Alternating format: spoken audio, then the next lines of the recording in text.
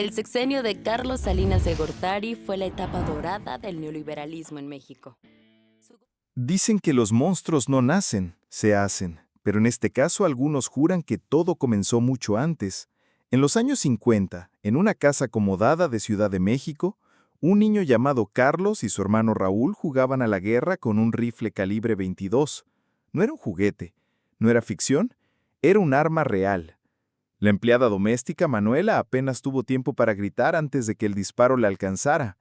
Murió ahí mismo, en la casa de los Salinas, frente a dos niños y un apellido demasiado pesado. No hubo juicio, no hubo titulares, solo silencio. El caso fue archivado, o mejor dicho, desaparecido. Las autoridades lo llamaron accidente doméstico, pero muchos vecinos y extrabajadores del hogar jamás olvidaron el olor a pólvora ni la expresión del padre, Raúl Salinas Lozano, ya entonces un hombre del sistema. Años más tarde, cuando Carlos llegó a la presidencia, un periodista rescató la historia y la mencionó en voz baja en un programa de radio. A la semana siguiente fue despedido. Así opera el poder cuando nace desde el silencio.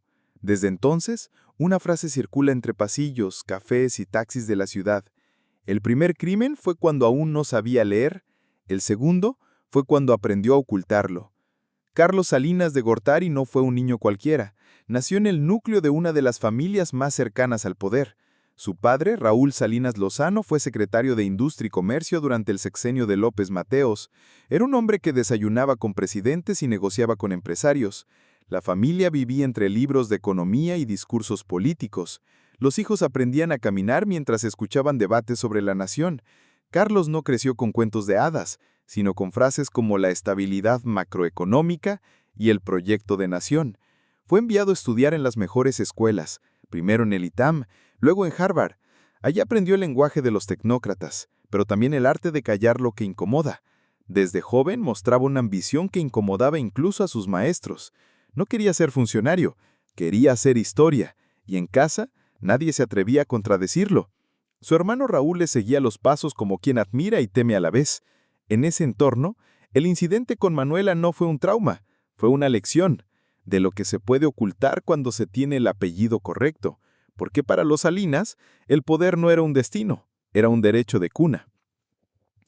El 6 de julio de 1988 se vivió la noche más larga en la historia electoral de México. Las urnas cerraron y los resultados preliminares daban la ventaja a Cuauhtémoc Cárdenas. La gente comenzaba a celebrar y la oposición, por primera vez, sentía que el cambio era posible. Pero a las pocas horas el sistema se cayó, literalmente. Las computadoras encargadas de contar los votos dejaron de funcionar. Se habló de fallas técnicas, de sobrecarga, pero todos sabían que aquello no era casualidad. Años después, el mismo Manuel Bartlett reconocería que algo raro pasó esa noche, y cuando el sistema volvió, el PRI ya había ganado. Carlos Salinas fue declarado presidente, sin júbilo, sin legitimidad, sin honra.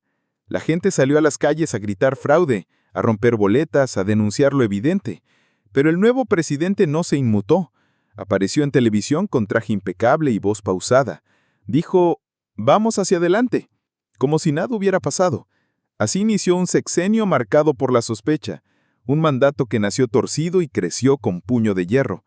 El país nunca volvió a ser el mismo. Y los que aún recuerdan esa noche no hablan de elecciones, hablan de traición. Ni siquiera habían pasado 2 meses cuando Carlos Salinas lanzó su primer mensaje real al país, no con palabras, con un arresto. Joaquín Hernández Galicia, conocido como La Quina, líder del sindicato petrolero, cayó de madrugada en un operativo más digno del ejército que de la justicia. Lo acusaron de posesión de armas, de homicidio, de traición, pero en el fondo el mensaje era otro. Yo mando ahora. La Quina había sido intocable durante décadas. Reunía más poder que muchos gobernadores. Tenía dinero, seguidores y archivos que nadie quería ver. Pero Salinas sabía que para consolidar su poder tenía que quebrar ídolos y borrar las viejas reglas. No importaba si era culpable, importaba que cayera. Y cayó. El país entero entendió el lenguaje. Los sindicatos se alinearon. Los empresarios aplaudieron.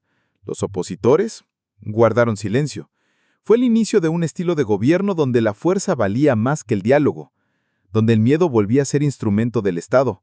Y así Carlos Salinas no solo se sentó en la silla presidencial, se instaló en la cabeza de todos como una figura que nadie osaba desafiar, porque aquel niño que una vez disparó sin querer, ahora apuntaba con plena conciencia. De pronto el país empezó a venderse. Teléfonos de México, ferrocarriles, bancos, cementeras, siderúrgicas, todo se ofrecía al mejor postador. Carlos Salinas hablaba de modernización, de competitividad, de eficiencia, pero la calle hablaba de otra cosa, de entreguismo, de remates, de traición. Telmex fue la joya, vendida a Carlos Slim, un empresario hábil, sí, pero también un viejo conocido de la familia. ¿Casualidad? ¿O devolución de favores? Las reglas eran claras. El que sabía jugar con el sistema ganaba. Los demás miraban desde la acera. En pocos años México pasó de tener empresas estatales fuertes a depender de monopolios con nombres privados. Y mientras los nuevos dueños se volvían multimillonarios, el pueblo veía subir tarifas, bajar salarios y desaparecer derechos. El Tratado de Libre Comercio con Estados Unidos fue presentado como la salvación, pero para los campesinos fue el principio del fin. La milpa ya no valía, el maíz ya no daba, y las manos callosas tuvieron que emigrar. Muchos aún se preguntan, ¿fue visión económica o fue saqueo con corbata? Carlos Salinas no pidió permiso, y tampoco pidió perdón. Simplemente transformó al país a su imagen y conveniencia. Era un año de promesas, de campañas, de esperanzas que no sabían que estaban contadas. Luis Donaldo Colosio no era un simple candidato. Era el delfín, el heredero, el rostro joven del PRI. Pero también empezaba a hablar distinto. Decía cosas que incomodaban. Prometía democracia, reformas reales y, lo más grave, un país sin figuras intocables. En Lomas Taurinas, una bala terminó su discurso, y muchas otras mataron las respuestas.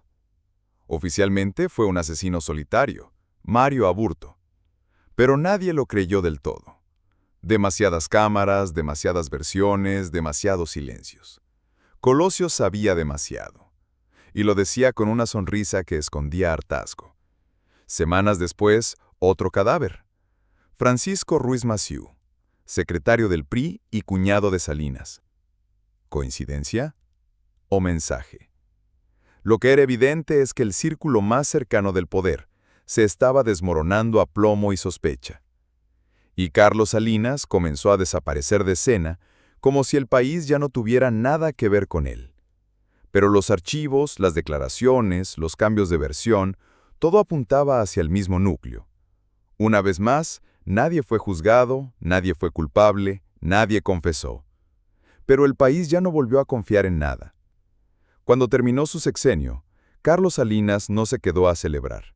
No hubo gira de agradecimiento, no hubo despedida popular. Solo un avión y el silencio. Primero Irlanda, luego Suiza, finalmente Estados Unidos. Se fue como quien sabe que no debe mirar atrás. Mientras tanto, su hermano Raúl era arrestado. Lo acusaron de enriquecimiento ilícito, lavado de dinero y hasta de asesinato. Los diarios mostraban maletas con millones, propiedades ocultas, cuentas en Suiza. Pero Carlos no volvió, ni para defenderse ni para condenar. Solo dijo, yo no fui, y volvió al anonimato. Los presidentes que le siguieron nunca lo tocaron, ni Zedillo, ni Fox, ni Calderón, ni Peña. Tal vez por miedo, tal vez por pacto. Tal vez porque el poder real nunca se deja ver.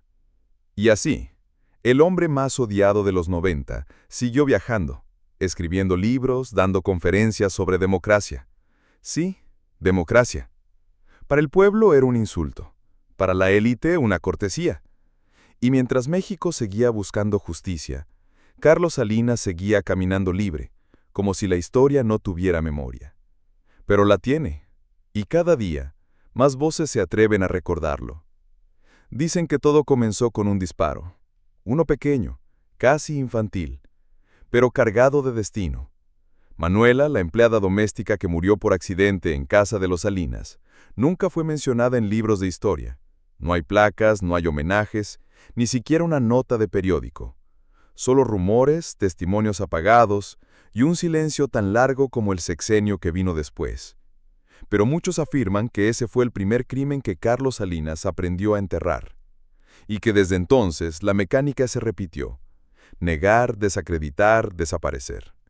Colosio, Ruiz Massieu, los periodistas censurados, los campesinos desplazados, los contratos escondidos. El patrón era el mismo, el método más pulido, la impunidad más blindada. Hoy, Carlos Salinas sigue vivo, no en la cárcel, no en tribunales, sino en recuerdos, en documentales, en charlas de sobremesa donde los mayores dicen, ese hombre cambió el país, pero no sabemos si para bien o para siempre. Y a veces, alguien menciona a Manuela, con voz baja, como si aún doliera, como si aún buscara justicia. Porque los países, como las personas, también tienen fantasmas. Y algunos comienzan su historia con una bala y un apellido que el tiempo no ha podido borrar.